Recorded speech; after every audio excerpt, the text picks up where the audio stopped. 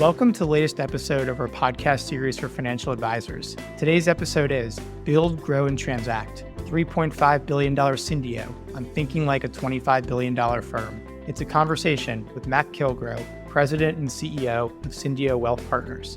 I'm Louis Diamond, and this is the Diamond Podcast for financial advisors.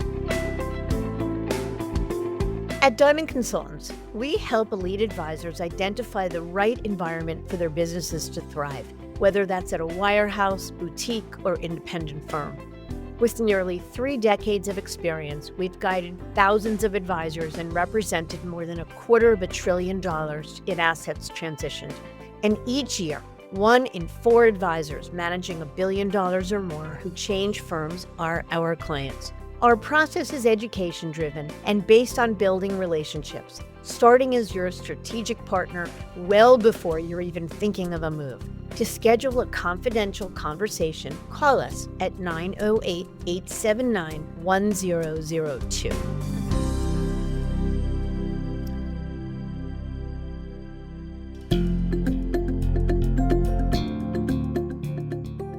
Wondering why advisors change firms and where they're headed?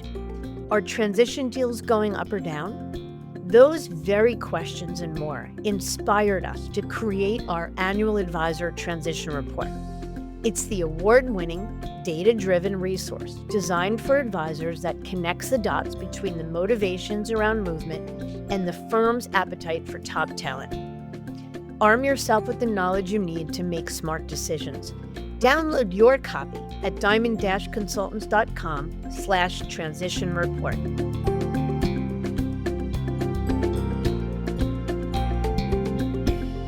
When advisors leave a wirehouse, the conversation usually centers on the transition itself. What gets discussed less often is what comes next. At some point, the challenge shifts from building a firm to scaling one. The questions become different. How do you continue growing? How do you attract talent? When does outside capital become part of the conversation? And what does it take to build an enterprise that's capable of becoming something far larger than its founders originally imagined? That's exactly why I wanted to reconnect with Matt Kilgroe, President and CEO of Cyndeo Wealth Partners.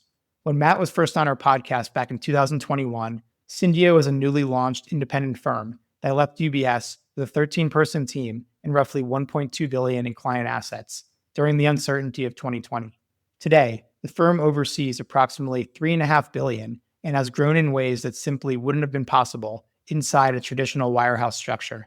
As part of our Build, Grow, and Transact series, we're exploring what happens after independence becomes reality, not just how firms are built, but how they're scaled, capitalized, and positioned for the future. Matt shares the decisions that fueled Cyndeo's growth, why the firm chose to bring on Joe Duran's Rise as a capital partner, and how he's thinking about the path from $3.5 billion to $25 billion. He talks about what it really takes to serve their niche client base of sports and entertainment professionals and why it never would have been possible in the wirehouse. More importantly, he offers a candid look at what changes when advisors stop thinking about building a practice and start thinking about building an enterprise. Sure, this is a conversation about growth, but it's really a conversation about ambition, scale, and what's required to create something built to last, and keeping the focus on the evolution from independence to enterprise building rather than simply celebrating asset growth. So let's get to it.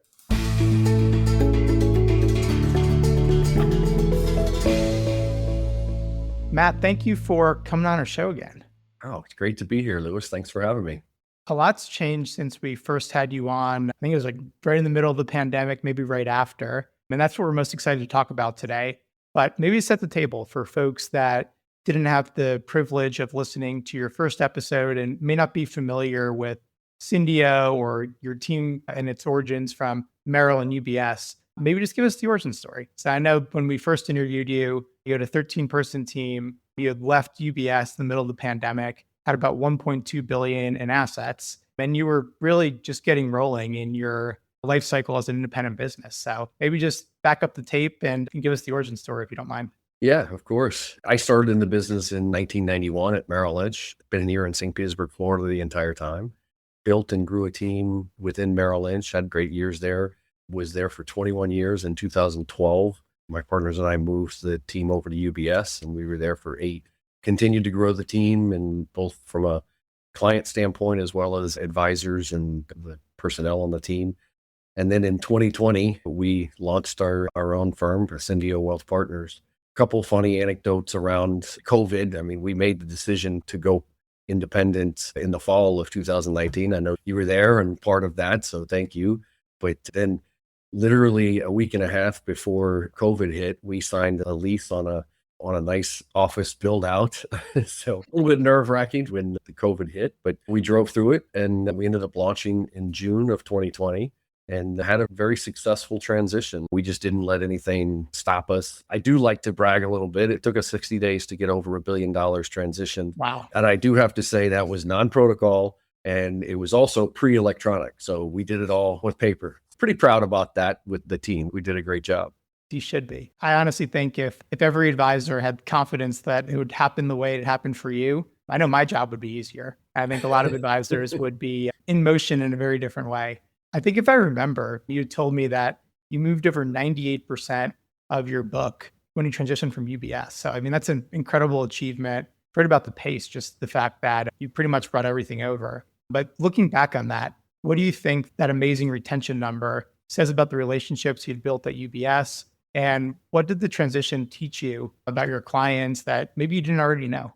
It's a good question, Lewis. The biggest thing that it reinforced, I don't know that it taught me because I think we already felt it, but it reinforced that we have terrific relationships with our clients and we're really blessed. I mean, we've got some clients that have been with us 30 years and we've got clients that had just joined us. I mean, that was one of the interesting things about the transition.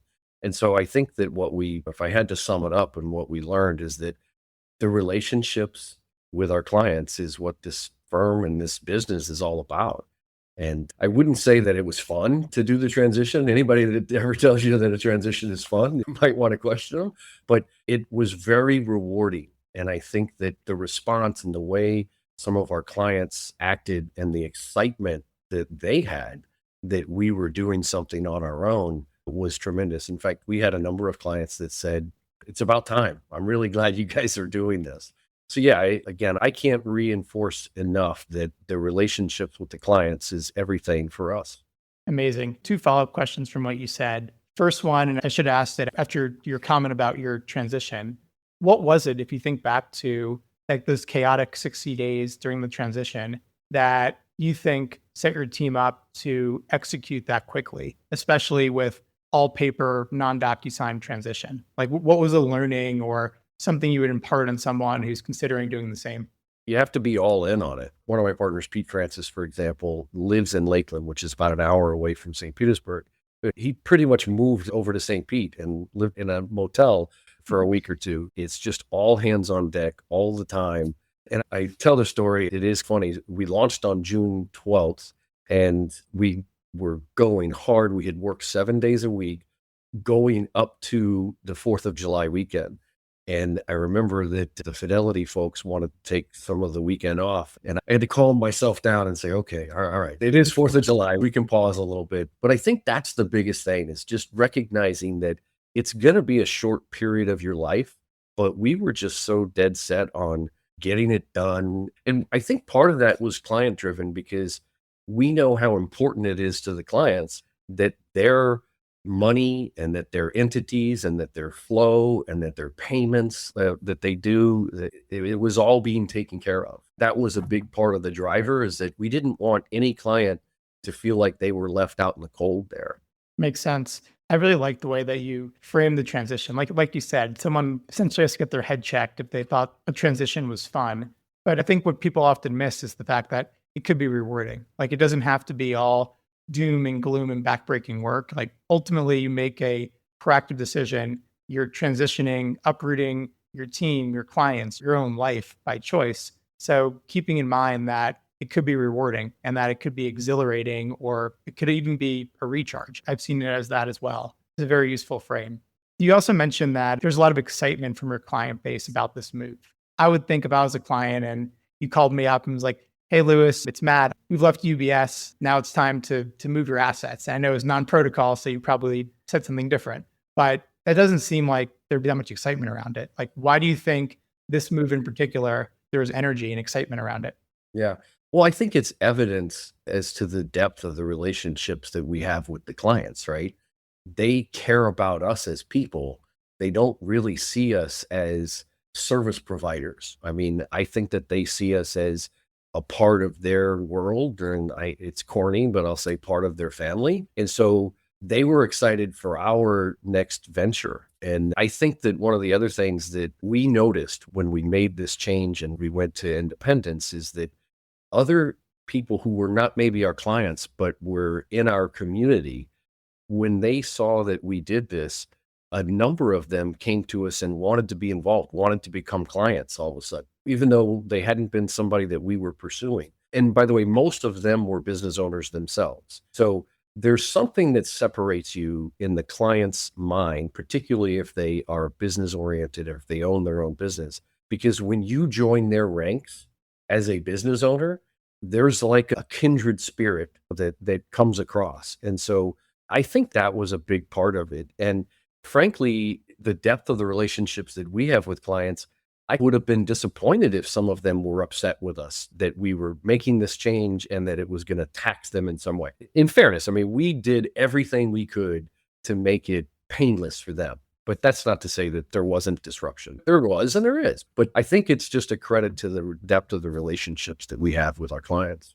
Very cool. For you, it sounded like was a business development or prospecting tool. I'm sure that's not why you did it, but it sounds like a happy coincidence, or it's not the first time I've heard that either. Just that it's almost like a business owner fraternity, and people are going to gravitate and look at you in a different light when they see that you've made the entrepreneurial jump, just like they had earlier in their careers. Exactly. So let's jump ahead to where Cyndeo is today. 3.1 billion from an article I saw recently, probably more than that now. 15 advisors, offices in St. Pete, Florida, Lake Mary, Florida, clients in 40 states. Give us what the firm looks like now versus what you imagined when you launched. I mean, aside from the growth, which is incredible, like what's changed about the firm that is different from what you envisioned or planned for when you launched the firm? Well, I'll update the numbers for you. 3.5 billion. I had to check There we before go. before we did this. Yeah, and we've got 30 employees and 13 advisors. So I would say that the growth has far exceeded what we expected or what we would have been planning for. Not that we didn't think that it would be great, but I think maybe it's happened a little faster than we thought. I think coming into the launch, there were a handful of things that we thought could and would happen. I think that we believed that our organic growth would continue. I think we felt like we had a really good basis for growing the sports and entertainment business. And what has surprised me, but also excited me, is the growing from 11 people to 30 people over that 6 years. And I have to tell you, I'm in the latter part of my career, quite obviously, having been doing this already 35 years, it's really cool to see young people moving along in their careers and really growing and having success. And the opportunity to give younger people jobs and opportunities at careers really just excites me. I can't say that enough. Going into launch, I think that we felt like we would be able to recruit and that we would be able to add advisors, but no one ever knows. That was something that we had not done. So having had some success there has been rewarding. It's not easy. Recruiting advisors is not an easy thing, but we've been able to do it. And I think that the ones that have joined us are very happy. And that excites me as well. We'll double click into the growth because I'm sure everyone's sitting at the edge of their seat wanting to hear and learn more. But I'm curious, in growing from 11 team members at UBS to 30 now, 5 years later, how has the org chart changed? What are the roles that you hired into? What does the complexion of Cyndeo look like now different from when you're at UBS? The biggest changes, I guess, have been on the operational side. Dave LaCour, when we were at UBS, had a title of team administrator. So he was the operational quarterback, if you will. His development and growth in our firm has been very rewarding. He's a guy that we hired in 2006, and his ascension has been fun to watch. He's our COO and doing an amazing job. We've added an operations associate in Brandy Francis, and she's doing great.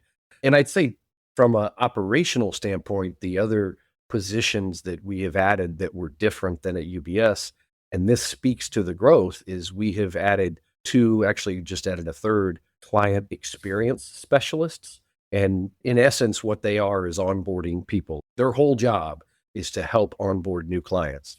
So If that is something that the firm and the business is demanding, that we need that kind of help, it tells you something about what the organic growth is looking like. And I give Dave tons of credit for that. He identified that if we could take the onboarding process off of the plates of our relationship managers or CA, CSAs, different names and different entities, if we could do that, it would allow them to deepen the relationships with the clients. And so I think when I think about the changes, those are the biggest ones. Obviously, we've added advisors. Obviously, we've added additional relationship managers as those advisors are growing.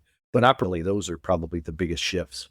Great. That's very helpful context. So on the growth side, can you point to one or two things that have really moved the needle the most? I mean, obviously you and the team, you were very successful at Merrill, then at UBS. I mean, growing to 1.2 billion, pretty much every advisor would kill for that type of growth in business. But I mean, a triple in 5 years is remarkable, even with a bull market, et cetera. So like, what can you point to that's really moved the needle as far as your growth rate?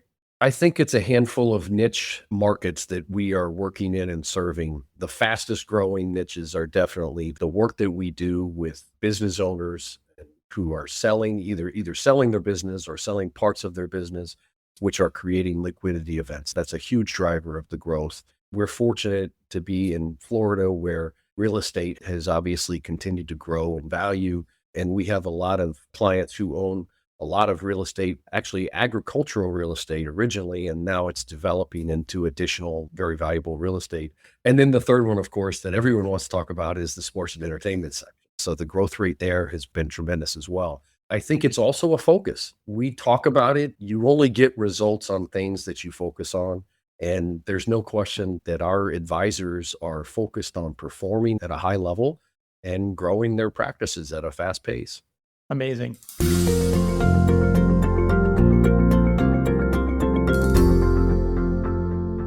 You definitely beat me to the punch. I did want to ask you specifically about I think it's called CW Boss, your division that serves NBA and NFL players. So how did that division or focus really develop? And what do you think it takes to really serve that client segment well? Because I feel like this industry is littered with bodies of folks that have attempted to crack into the sports world just to find that either it's the margins aren't high enough, it's impossible to kind of get through the agents and the players associations and business managers. So what's been the way that you've been able to really build and cultivate a focus on athletes? Well, the vast majority of the credit for that has to go to Adam Hess and Nate Johnson and also Scott Crouch. And I'll talk about each of them in a minute. But I think it's also important to know that there's an athletic team at Cyndeo. I was a college basketball player and had always had some athletes as clients, but never focused on it as just the main business that I wanted to work in.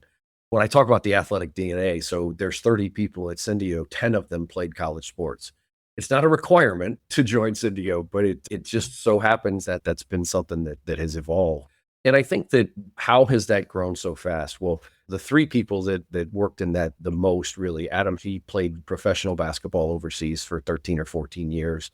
Nate Johnson was a college athlete. We got to know each other playing basketball. And Scott Crouch played football. He was a quarterback, and he really focuses on the NFL at this point. But I think one of the main keys to the growth rate that we've seen in that business has been the separation of what we would call the business management part for the athletes. And about 4 years ago, Nate Johnson departed Cyndeo and created a family office business management type firm. It's called Team 44.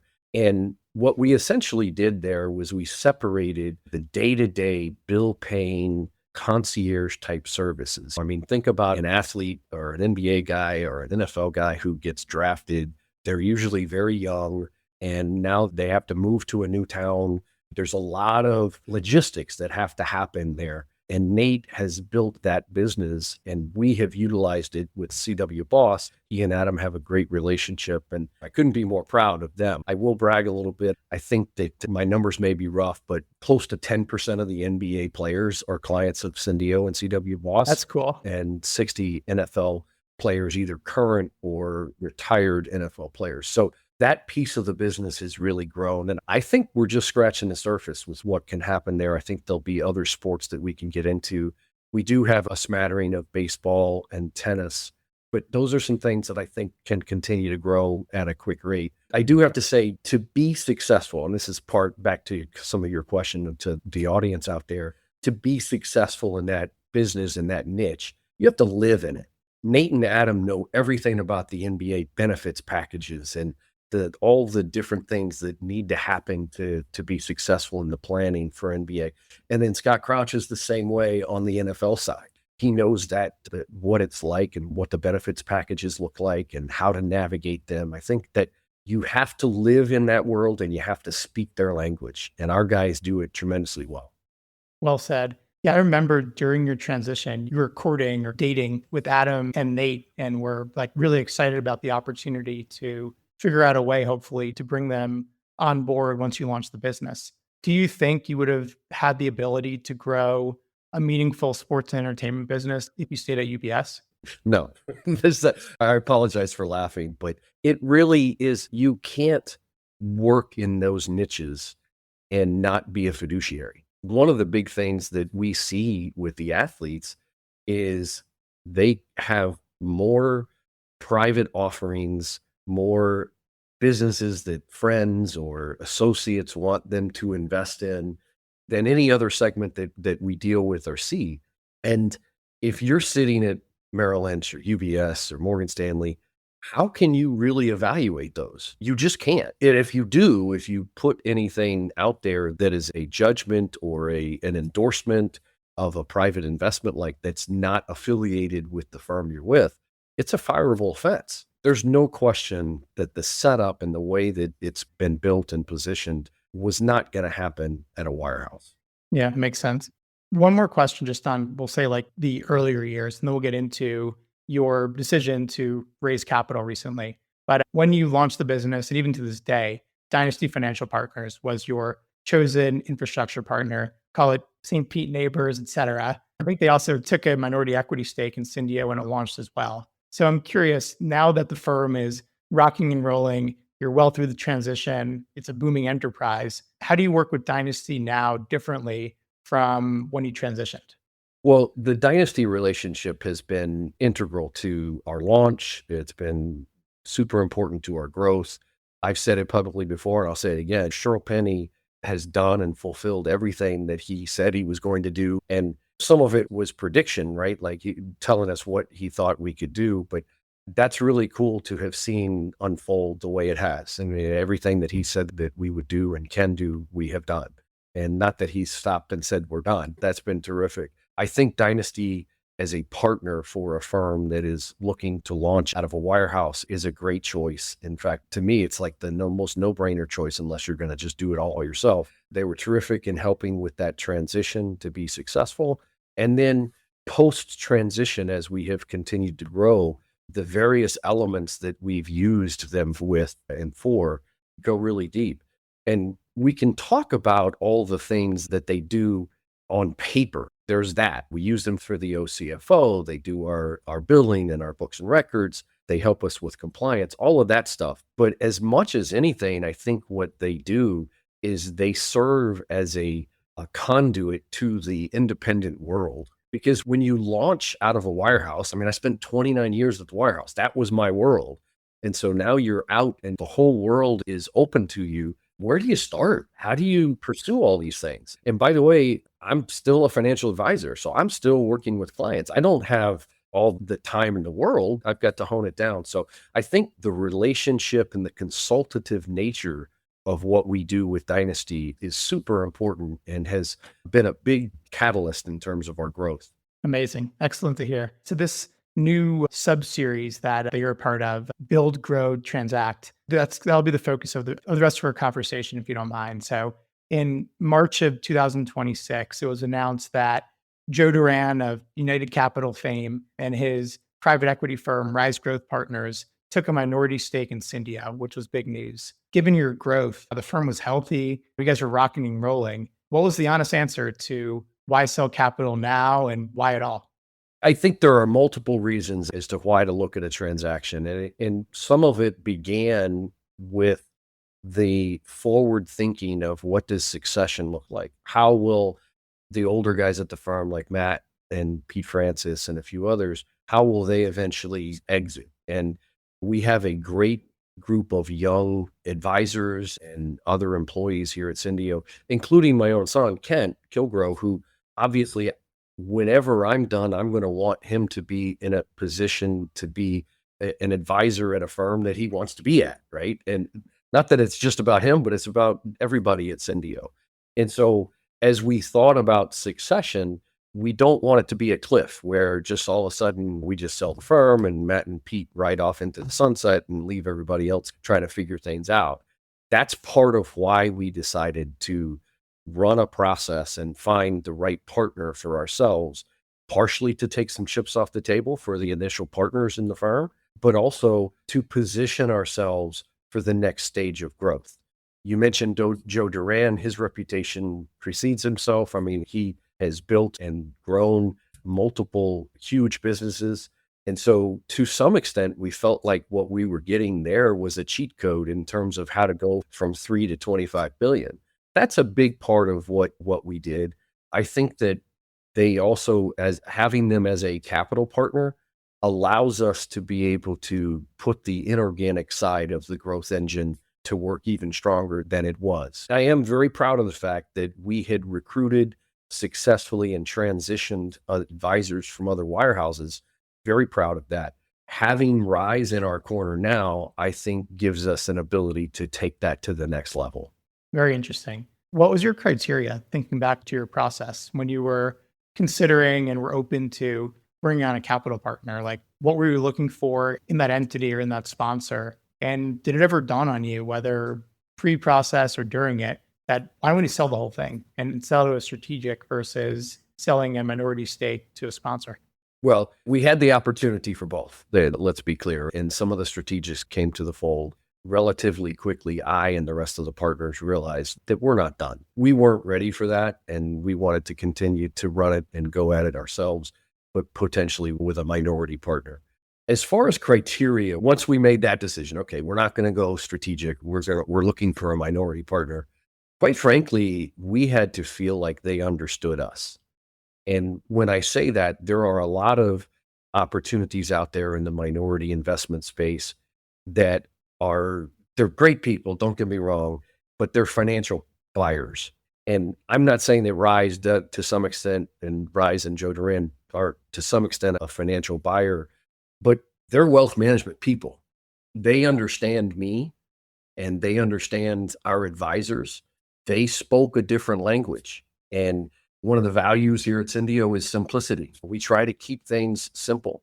That was a big part of what we saw in the Rise partnership, was the ability to be with people who had spent their careers in wealth management. And Joe, I know Joe is the face, but he has a number of talented people. Terry is wonderful, a number of them, and they've been in wealth management their whole careers. So we could see them partnering with us. We could see us being able to communicate and them understand what wealth management is about, understand that the client is first. That was a big part of the criteria as to why Rise ended up rising to the top, no pun intended. Yep, there we go.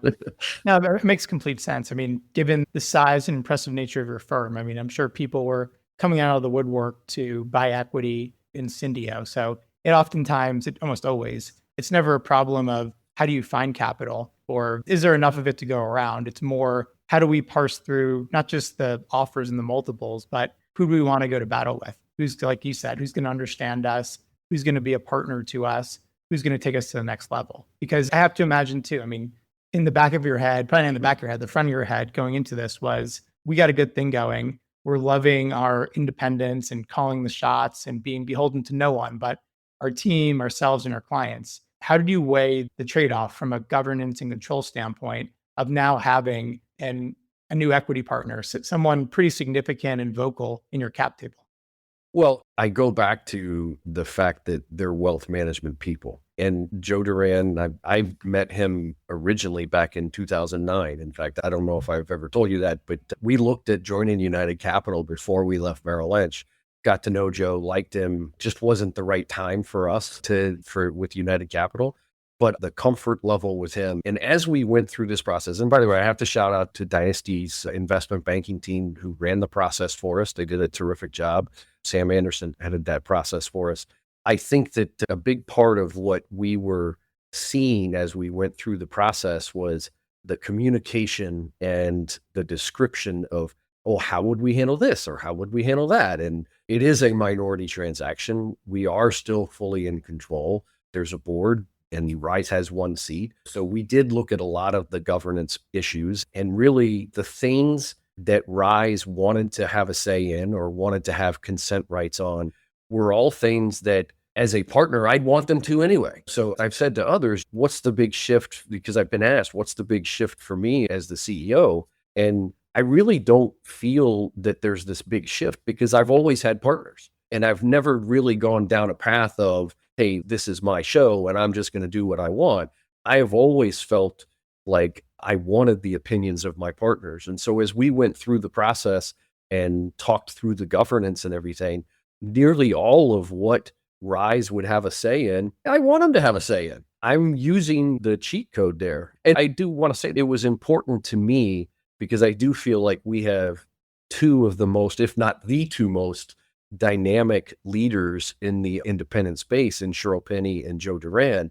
It was important to me that they could get along and that they were friendly, and they are. I mean, I'll never forget when Joe's firm kind of started to bubble up to the top. I was at a football game with Cheryl, and I looked at Cheryl and I said, "Hey, how can you get along with Joe?" And he's like, "Yeah, we go way back. We're friendly." So that was important to me. Makes sense. Yeah, it's very cool how it worked out. So you mentioned you worked with the Dynasty Investment Bank to run your process. Looking back on it, what were the biggest things that the Dynasty Investment Bank or investment banker in general did for you? What was like the big value adds or like the major service that they provided? One of the biggest things was getting us prepared because we were doing great. I mean, our growth rate's great. I mean, I don't know if I mentioned this, but 12% a year. I think we have averaged 12% a year on the organic side, X market. Wow. Those are pretty good numbers. And you can sell that. I told Sam that. I think you could sell this. But I think that where they added a ton of value was getting the entire partnership group on the same page as we went through the process. Because if you think about it, we had 7 equity holders at the time. And the last thing you want is to be going down this path and run this whole process and then get close to the end and find out that 1 or 2 or 3 of the guys are not happy with the direction that we're going or don't feel like they've been represented well enough. A big part of what Sam and team did was get everybody on the same page and just make sure that we were there. And one of the ways that they did that was they helped us in creating an equity incentive plan for the advisors as well as the management team. And so I give them a ton of credit for the preparation, getting us ready to go. And then in running the process, I think helping me understand all of the offers and understand the differences, the nuances and the terms and all of that stuff. I mean, I don't live in that space every day. I'm a financial advisor, not an investment banker. And so there were a lot of, I learned a lot. I feel like I could play one on TV, as they say now. But I think that was a big part of what he did and they as a team did. And then a lot of times I would need things dumbed down. Like, okay, lay this out for me so that I can understand it. And then I can go explain it to the rest of the partners, right? In layman's terms. And so again, I talked about simplicity. I think that's part of why Rise rose to the top. Perfect. That's a really helpful perspective. I could have guessed some of it, but hearing the specific examples of what an investment banker, in this case, it was Dynasty, did for you is really helpful. Everyone just thinks about like they're running an auction process and they're creating a sim and a deck, but there's other things that honestly can make a bigger difference, and making sure we're prepared, making sure everyone's aligned, and it makes you a more attractive target, and I think makes you more ready to really make the right decisions. That's really helpful. I want to talk a little bit about the economics. I'm not going to ask you about what multiple you sold for, even though I'm sure everyone's curious. None of our business. I'm sure it was meaningful. But to me, like if you're thinking of you at UBS and the team in 2019, 2018, et cetera, you really had 3 different economic paths that you could have taken. In addition to staying put and taking UBS's retirement plan one day, it was, let's go to another wire. or go to a firm, we'll get a huge deal because we're an amazing business, we're growing, and be employees again. Nothing wrong with that.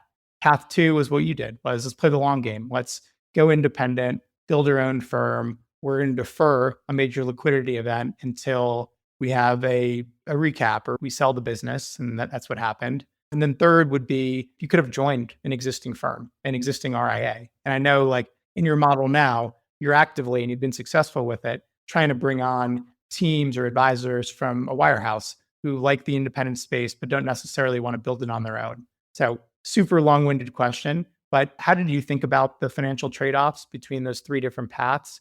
And how would you advise someone who's still at a firm and is weighing something potentially similar to really think about the pros and cons of the three very different economic outcomes that they could create for themselves? I think that the mistake, and I know my own case, but then I also have the perspective of recruiting now, right? Where I'm talking to current advisors that are at wirehouse firms. I think that the mistake that a lot of them make is they look at the payout and they stop there and they don't contemplate the rest of the picture. And when I say that, I mean, look, you're sitting at a wirehouse and you're getting a payout. And if you're somewhere between 42 and 49 or 50% payout, and that doesn't include what you spend in your business development account and all of that stuff. And then they tack on some deferred comp. And so maybe that number gets up to the low to mid 50s. What they miss in that is that they're renting their practice. They don't own anything.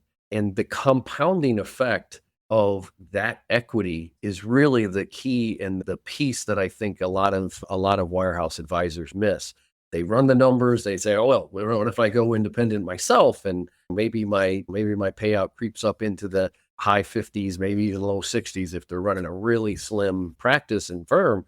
But they don't realize the compounding effect of that equity. And so when we're talking to advisors today, that's a big component. Yes, we're going to give a competitive payout, and yes, you're going to own the equity and get distributions, and yes, there's cash if it's the right situation for someone to receive cash when they're joining Cyndeo.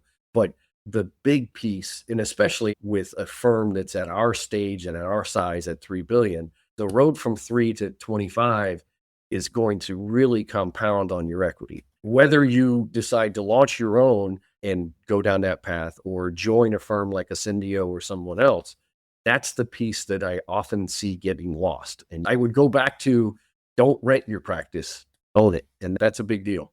It's a good bumper sticker. I might steal it. It's the light bulb moment that happens or doesn't happen. It's the rent versus own, but also just understanding the way that equity in these businesses compounds and scales. Like I know, like I oftentimes in helping guide advisors through the thought process of, well, I can go out and build my own firm on my own, much like you did, right? And I'll get a high payout and I'll own my equity. I'll have the ability to sell it to who I want to for some crazy number at the end of the day. And that's the right fit for a lot of people. There's plenty of people, though, who probably are better candidates and better fits to join a firm like yours. Sometimes it's hard for them to reconcile the economics of, I can get 4x by transitioning to another wirehouse. I can own 100% of my own equity by doing it on my own. Or I could, in essence, merge or sell my practice into a growing RIA firm and get equity. And to me, the understanding how getting equity in a firm like yours has the ability to scale and grow and compound at a much faster clip and probably in a more efficient way than the equity that someone owns in their own business. That's really the light bulb moment. Again, it's not the right fit for everyone. And I know you always have your work cut out for you when you're trying to show people the light. But I think that's the light bulb moment is 100% of a pie that I own and control, and it'll grow the way it's going to grow based upon my own efforts, everything on my back, et cetera. Or can I increase this asset that now I own in another firm where I get the contributions of 13 other advisors. I get a professional CEO. I have private equity capital. And by the way, they've already grown 12% net of market every year, probably closer to 20% if you take market returns in. And that, I think, is the real issue that people either get or they don't. Would you agree? I absolutely think that's the right answer. And there are teams and advisors that launching their own certainly makes sense. I'm not going to say that no one should do that. I do think that one of the things that gets underestimated as people look at the various options is the time give back that a firm like Cyndeo can give to an advisor. Yeah. We allow you to own the equity. We allow you to participate on the upside, but you're not saddled with all these things that it takes to actually run a firm. And I think part of the reason that we've been able to be successful, there's a number of them, but one is the fact that I'm at a stage of life where I'm empty nested. I work, man. I just love this stuff. So it gives the firm more leverage from that vantage point. I think having the operational team that we have here with Dave LaCour in his seat is huge. But I also think that the partnership with Dynasty gives us a ton of leverage, right? And so sometimes when people are evaluating, do I do a 1099 model? That I know that there's so many different versions of what people call, in air quotes, independence, but the reality is when you join a firm like a Cyndeo, you're going to have so much of your advisor time back to yourself. And it compounds when you think about the amount of time at a wirehouse that you spend navigating bureaucracy. We're cutting that down. You're small, you're independent, you're running your own practice. And by the way, you don't have to deal with billing. You don't have to deal with financials. You don't have to deal with capital. You don't have to deal with office space. There's a lot of positives to the RIA story. And then the one that we didn't mention with regards to the compounding of the capital of the equity is the capital gain treatment versus staying in place and doing a retire in place deal. That in and of itself is huge. Yeah, absolutely. Advisors can disagree about independence, which firm is best, what's the right client segment to serve, but capital gains treatment, I think, is probably like the one universal truth in this industry. Everyone wants that and understands the value of it. Yeah, I'll have to argue that one. Yeah, I would agree. In the press release or an article I saw after your announced transaction with Rise and Joe Duran, he said, I see Cyndeo getting to 10 billion in the not so distant future. And earlier you said we're at 3 billion, 3.5 billion on the way to 25 billion. So 3 to 10, I mean, you can make the case that just give it a little bit of time with your growth and compounding, you'll get there.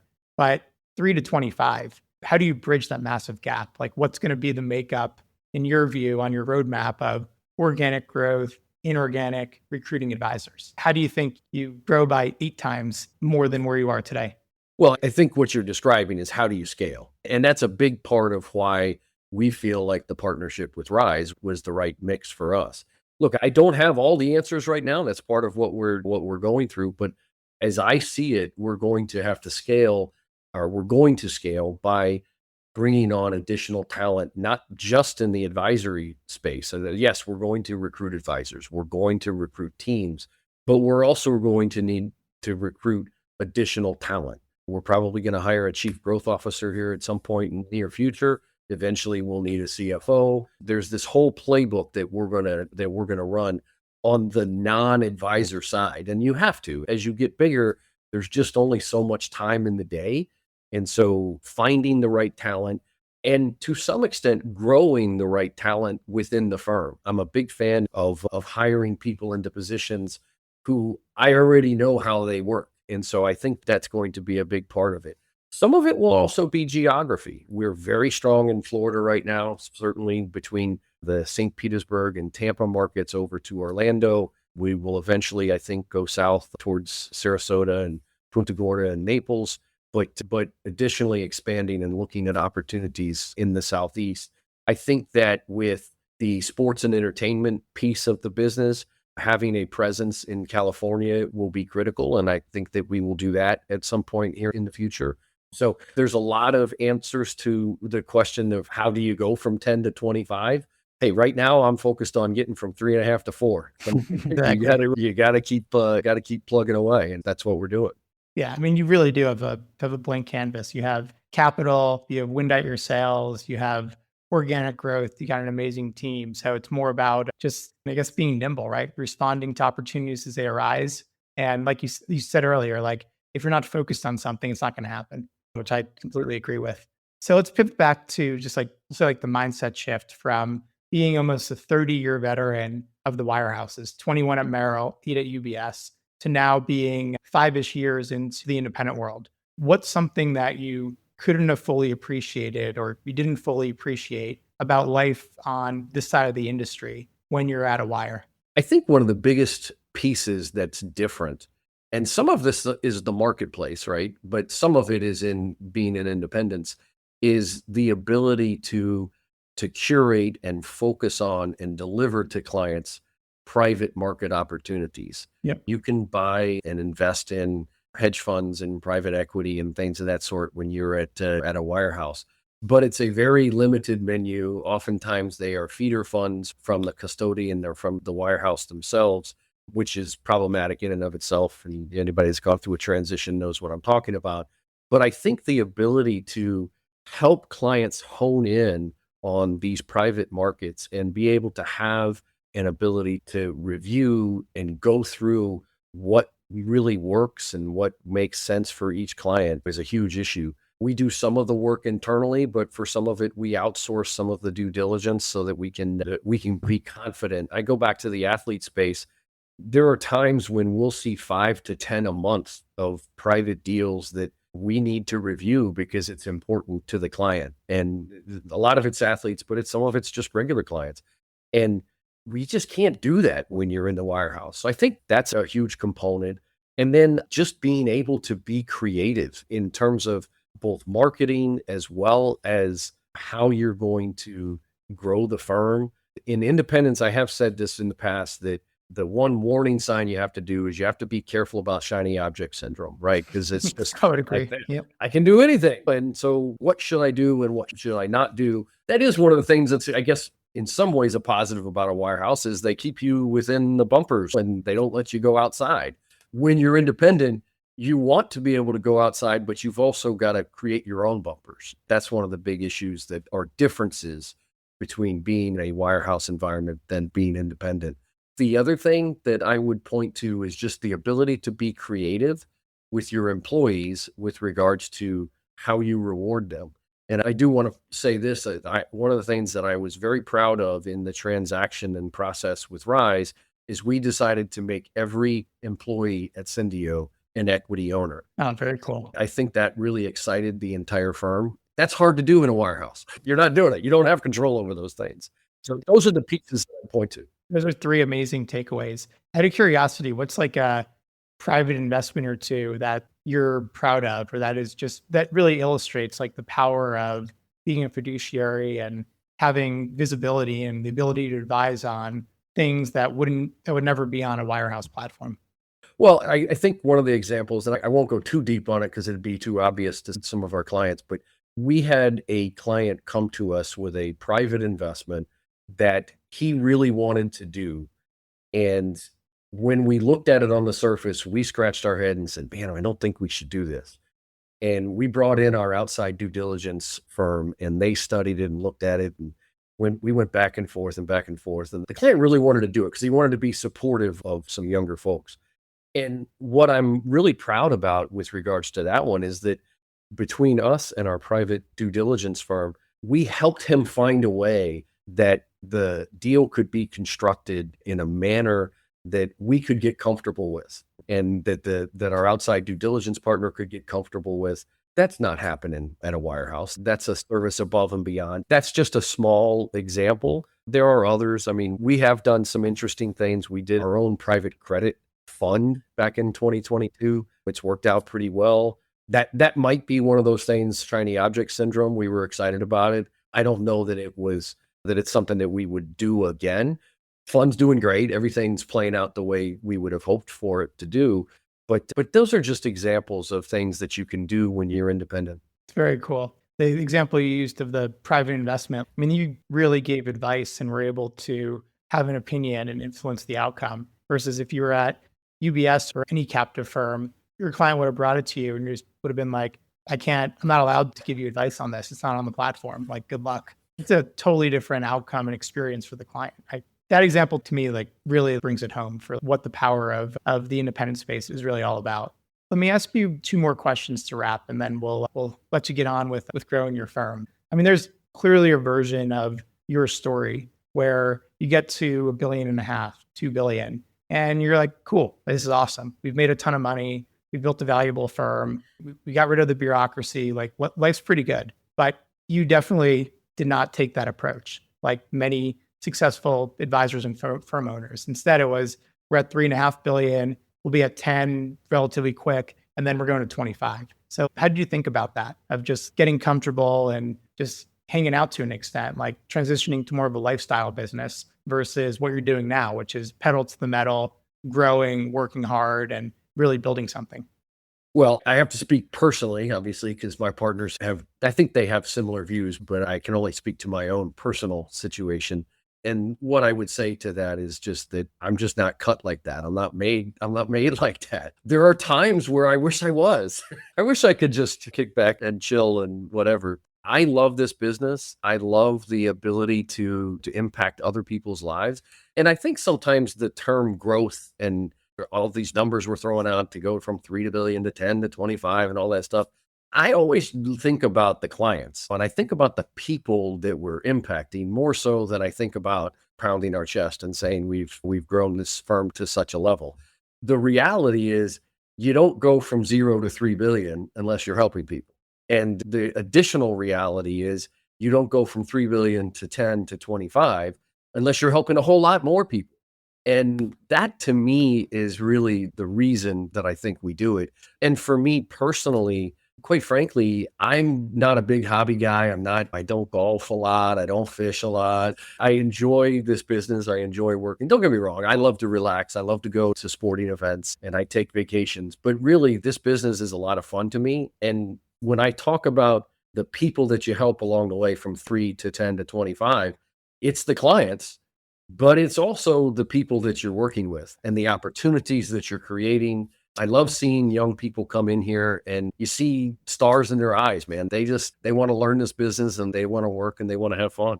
That's some great advice and a really interesting perspective. Any parting words or final advice for someone weighing a transition or even a transaction of their practice? Yeah. I think in terms of the transition piece, study the options and then don't overanalyze it. If I have one strength that sometimes I can make quick decisions, I can evaluate something and I'll dive in and I'll get the details and everything. But then at some point it's like go or no go, man. You got to go or no go. And I guess that's the guidance or advice I would give to people who are thinking about a transition, whether it's from a wirehouse to a launching their own or from a wirehouse to or any of the types of transactions or transitions that you're so familiar with.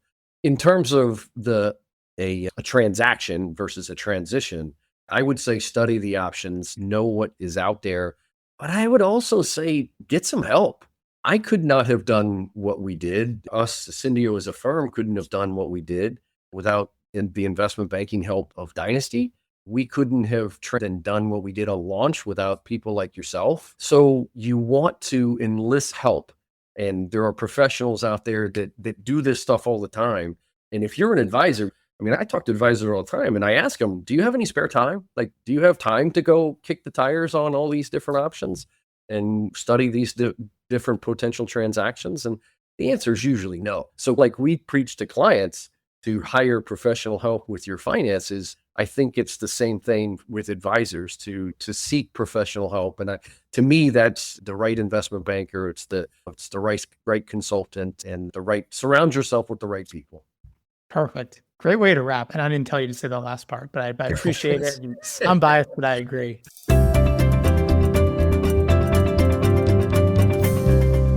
Now, this has been one of the coolest conversations I've had the honor of conducting. I knew you guys were going to be successful back in 2019. I mean, you couldn't help but think that, but to see what you've accomplished, how you've done it, where you're going, it gives me the warm and fuzzies I know. And it's amazing to see. I mean, just the focus on the athletes and entertainers, success in recruiting, selling a minority stake to a very legitimate private equity firm, and really having the roadmap to be one of the top firms in the industry. So thank you for your candor and transparency. And I learned a lot, and I'm sure our audience did as well.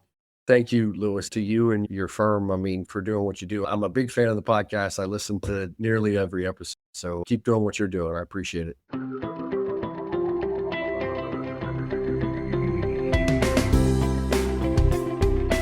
As a financial advisor, you hold yourself to the highest standards of integrity, honesty, and credibility. You are successful because you take your professional responsibilities seriously and are dedicated to your clients. But are you living your best business life? Are your goals aligned with your firm's, or could a better option exist?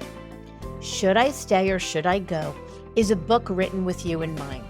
It's a self-guided journey that walks you through the key steps that we take with our advisor clients. This strategic thought process and roadmap to professional self-discovery is designed to help you ask the right questions and think critically and objectively, whether you're considering change or not. Learn how to get your copy at diamond-consultants.com/thebook.